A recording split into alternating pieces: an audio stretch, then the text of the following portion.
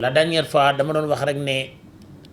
regardez ce qui nous entoure aujourd'hui comme caméra, comme personnel.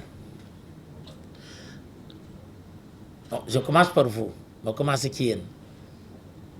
Vous allez m'excuser, hein, vous allez comprendre. Bien sûr. C'était possible avec réforme bi ñuy wax ci presse événement yu mel nii benn caméra wala ñaari caméra mooy taxaw ñi ci taxaw ñëpp récupérer image yi dem traité yéen nañ koy gis ci pays démocratie yu mag yi musu leen a gis président français wala président américain di wax autant de caméra wër ko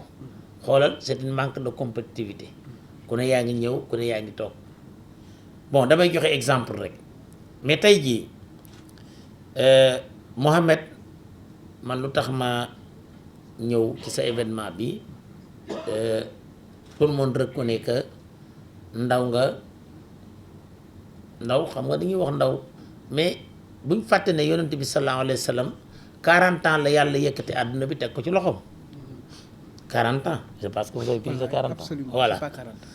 hein J'ai 31 ans. waaw 31 ans voilà kon yow waaw damay jox exemple nit ki bu amee 40 ans rek ndaw la mais ndaw la yàlla soxla parce que Jésus c'est à 25 ans donc ndaw moo war a jiite ndaw moo war a puus ndax yàlla ci boppam dafa wax ne ndaw luy jaamu yàlla moo ma gënal mag muy jaamu yàlla kon jeunesse avantage la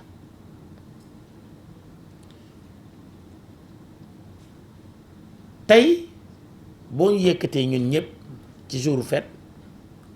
je pense que da nga def loo xam ne nii ku ne war na la ci jàppale ba nga réussir ko mooy lan jël salon d'investissement et de développement des infrastructures yóbbu ko ba Paris di ko fa def ngay doog def 6e édition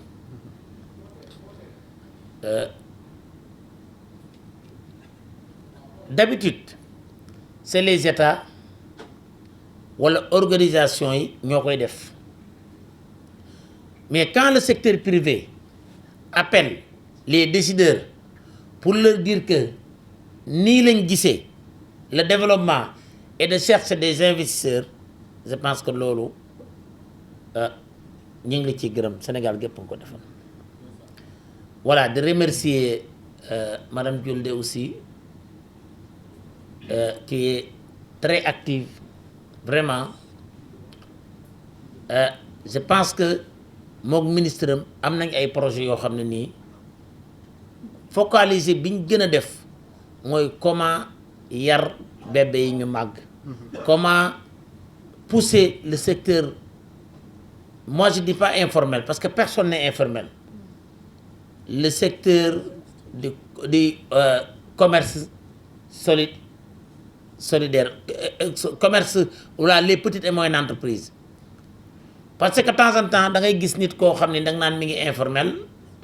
mais xam na bilan il connaît ce qu'il fait xam na li muy def voilà je de l'autre côté remercier Abdoulaye Ly ça me rappelle un jour quand bi ma nekkee candidat élection présidentielle ma wax benn jour ne man dans mon programme je peux créer 1 million d'emplois par an le lendemain benn suñ candidat yi suñu xarit ne c'est pas possible je l'ai réveillé guddi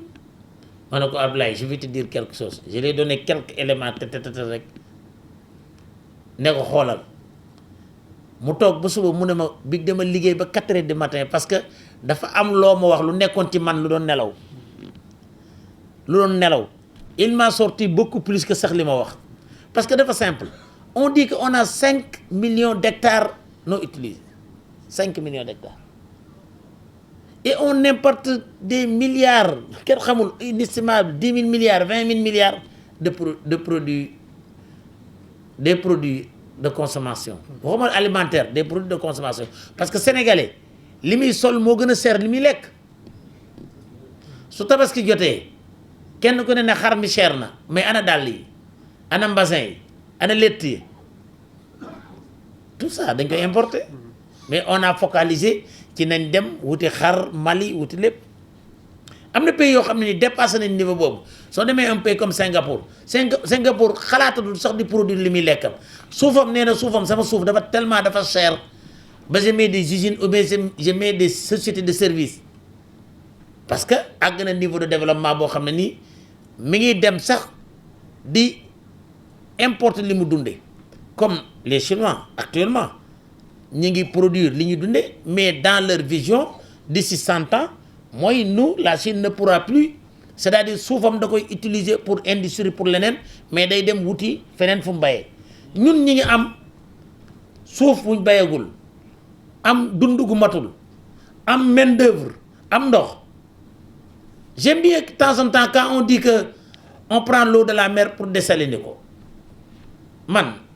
ñëpp xam nañ ne j'ai des très bonnes relations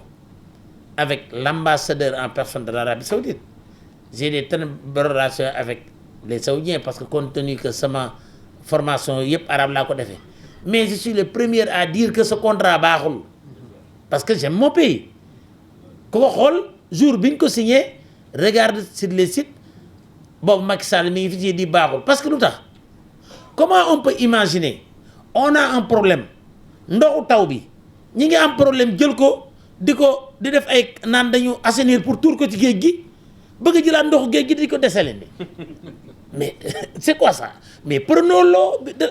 bi jóge ci ndox mi téye ko et imaginons combien ça coûte destruction de l'environnement c'est pour ça que man quand j'ai vu que le président Diomaye a annulé ce contrat là mais j'ai dit bravo parce que doomu aadama on ne peut pas dire lii laa fi fekkoon je ne change pas nit bu dul changer le Sénégal il est dans une situation wax waxeet non quand tu vois que lii nga wax baaxul da nga koy changer mais il faut expliquer si le jour que tu le disais jour boobu da nga doon nax nit ñi c'est pas bon parce que Serigne Abdoulaye doon na wax ne lu ma wax nar naa ko waaye wax def yàlla rek ko wax mais le jour que tu le disais avec vos âmes et conscience et quelque temps tu as vu que chemin bi baaxul nga arrêté mais xanaa le budget du Sénégal sax dañuy toog ba mu yàgg nga ne LFR loi de finances rectificative xanaa loolu wax waxeet la ah tout est permis doomu aadama est permis à changer d'avis mooy li américain yi di wax change mind s'il n'y a pas de change mind il n'y aura pas de progrès bon comme vous le savez Abdoulaye il est le directeur de club des investisseurs que vraiment maa ngi féliciter président Goudiaby et président Babacar Ngom je vais me concentrer un peu sur préférence nationale je pense que foofu tamit on est un peu perdu on dit le Sénégal a fait des efforts pour que si vous voulez investir il faut avoir une entreprise communautaire du loolu la ñuy wax ah mais c'est quoi l'entreprise communautaire c'est l'entreprise créée dans la communauté ça n'a pas de sens si on avait dit pour investir il faut avoir une entreprise qui est la majorité du capital c'est sénégalais et c'est communautaire sax mooy on dit que ce soit un sénégalais soit un malien ce soit un ivoirien d'accord mais si on est dans le dispositif de c'est quoi l'entreprise communautaire c'est l'entreprise créée dans la communauté moi je suis américain je suis aux États-Unis je veux rentrer au PPP je viens ici je prends Samba je peux ne pas prendre Samba moi-même je crée mon entreprise et 100% actionnariat américain et j'ai les statuts entreprise communautaire donc en Chine ou bien aux États-Unis on te dit que pour avoir les statuts d'une entreprise américaine il faut que la majorité du capital soit des nationaux voilà je pense que foofu c'est un combat et je pense que le Sénégal a reculé parce que quand bi ñu amee indépendance si vous vous rappelez, on ne pouvait pas créer une entreprise ici sans mettre des Sénégalais dedans. Si vous vous rappelez Jean Lefebvre, c'est ça qui l'a poussé à... Hein, c'était... Non, c'est pas d'or. C'est avant, c'est ça qui l'a poussé. Baratal était avant un ouvrier. Un employé. Mais je pense que tout le monde Jean Lefebvre, mais moi, grâce, biñ Sénégalais, il faut Moudougou, qui l'a Google. C'est ça. Et il est devenu, on se rappelle, à Africa Mer, il y avait des champions. Talix. Non, amna benen tour bu mu tudon avant lolu. Xaral dana la ko wax. Moko rappelle so xolé ci banque yi, il y avait des Sénégalais, ñun ñepp ngi ci bor, hein? So gisé amna ay ñom Pape Idrissa Gueye ay ñoo ñepp da ngay dem sen ñi ci actionnariat ci banque yi parce que avant on disait que mëno ko def tank go duggal ci Sénégal. Même acheter même un titre foncier avant lolu la won. Lolu tax ngay gis fi ci biir centre ville bi ngay gis ay kër yo xam dañ nan la bañ ko bayé 100 ans, pour 100 ans, mais avant, ce n'était pas facile d'avoir titre foncier en étant étranger. Et ça, ce n'est pas quelque chose de nouveau. Beaucoup de pays étrangers, c'est comme ça. C'est comme ça. Chine, qu'ils disent qu'à Chine, tu ne peux pas... Tu peux venir investir. Si tu veux investir pour des usines, on peut te laisser faire. Mais non. Mais quand tu fais un investissement, que tu dois avoir les fonds publics que je dis, c'est-à-dire, on n'est pas là pour dire que oui, un Américain qui a fait une usine pour faire un meuble, damay def sama usine, damay def li wala damay ñew Auchan di def li koku, je pense que mën nañ ko ubbi indépendamment parce que c'est de l'investissement direct étranger. Ça c'est pas grave. Parce que c'est des étrangers qui amènent leurs fonds sur nos territoires. Mais quand je viens pour dire que j'ai créé une entreprise pour faire autoroute, lan lañ may fay fonds publics chez les Américains ils disent les fonds publics il y a qu'une entreprise nationalité américaine moo koy am parce que bénéfice bi du génn. Voilà, je pense que ci foofu le secteur privé war na cee góorgóorlu bu baax. Bon, je parle aussi pour le ZLECAf pour le Afrique xam nga ñun ñi ngi nekk fii Gambie.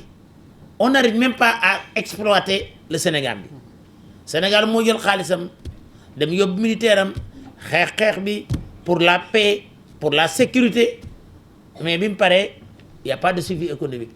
Kan moo ñëw tubaab yi ñëw indien yi ñëw jàmm am na ñu jël marché yëpp.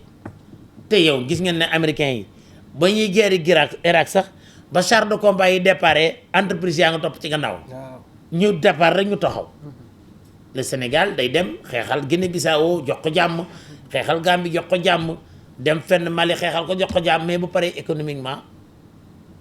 zéro. Et ça kon je pense que dañu war a régler li ñu am ci li ñu wër avant qu'on dise le CAF mooy on devrait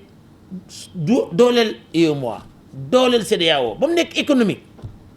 c'est-à-dire tey quand tu demandes à un Européen, c'est quoi l'Union européenne? Il ne te dira jamais l'Union européenne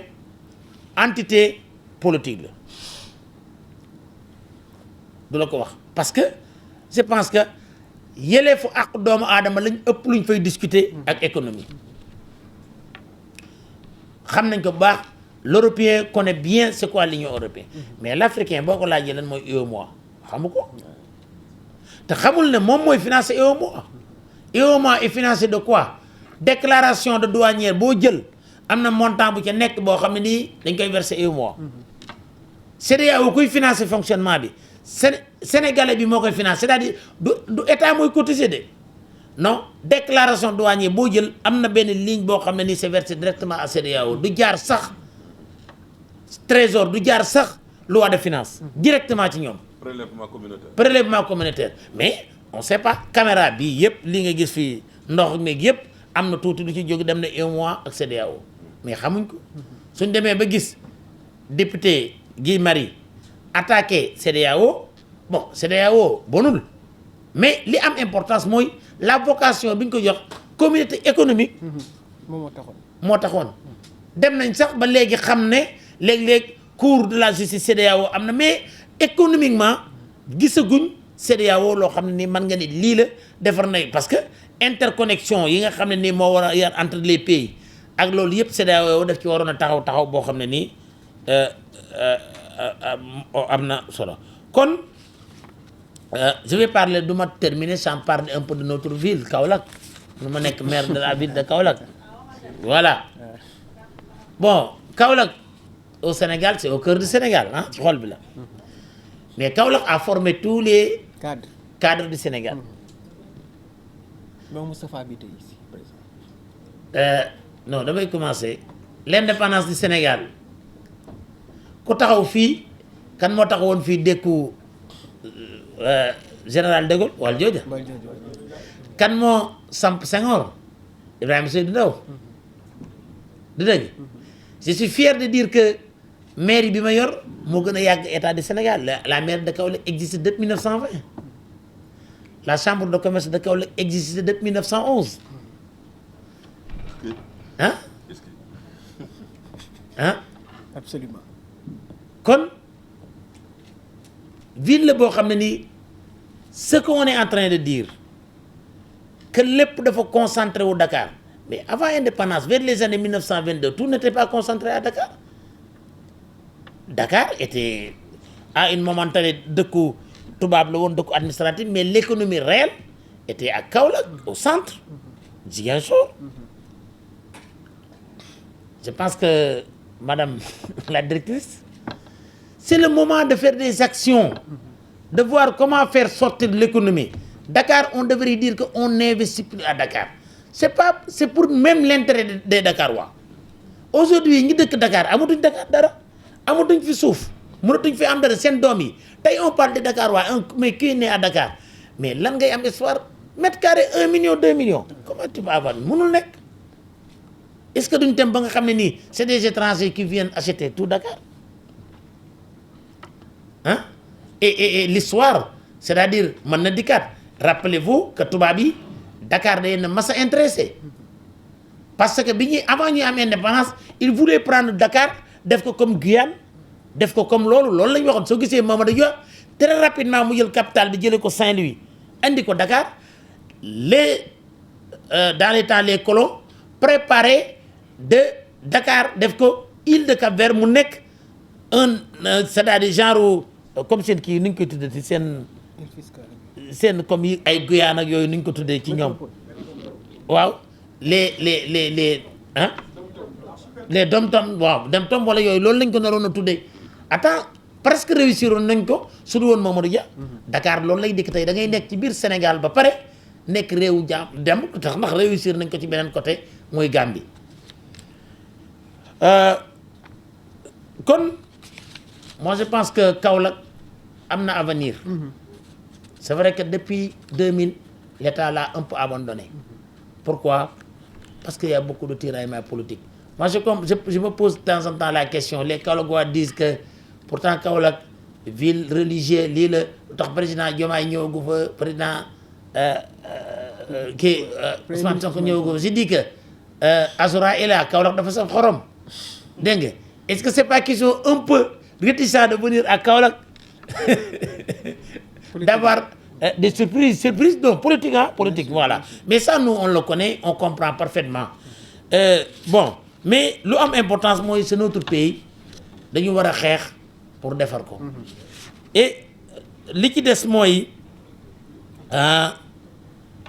tant que on ne protège pas notre économie du dem compagnie sucrière buñ ko protéger woon tëj na kooku jërte wax nañ wax suba comme neex nga importer suukar di tëj beneen exemple la ngi nii bu njëkk ginaar yi dañ ko fi daan indi Chine mais bañ ko protéger doy na kuy ci ay ganaar léegi yaa ngi am dara du dëgg kon je pense que vraiment notre engagement à vos côtés et en tant qu'institut consulaire chambre consulaire qui est notre devoir institut public à caractère professionnel on dit clairement promouvoir les entreprises moi bu ma nit doon saaga sax wala nit doon wax lu ko neex bu fekkee day promouvoir entreprise duma ko xool moom damay xool li muy def pour l'intérêt du pays ak li muy def pour l'intérêt de la population. C'est comme ça qu'on doit voir les choses mais su fekkee diw daf ma neexuma sama xarit la du sama xarit du ma dem ci ay mbiram duñ mën a promouvoir l'économie. Et l'économie je félicite l'engagement du secteur privé à travers les organisations professionnelles, mais les organisations professionnelles, c'est des associations privées, ne peuvent pas remplacer les chambres consulaires. Les chambres consulaires ne peuvent pas remplacer les organisations professionnelles. Donc je pense qu'ensemble, avec les chambres de commerce et l'Institut consulaire, de vous accompagner et vraiment pour que vous réussissiez votre mission. Je vous remercie.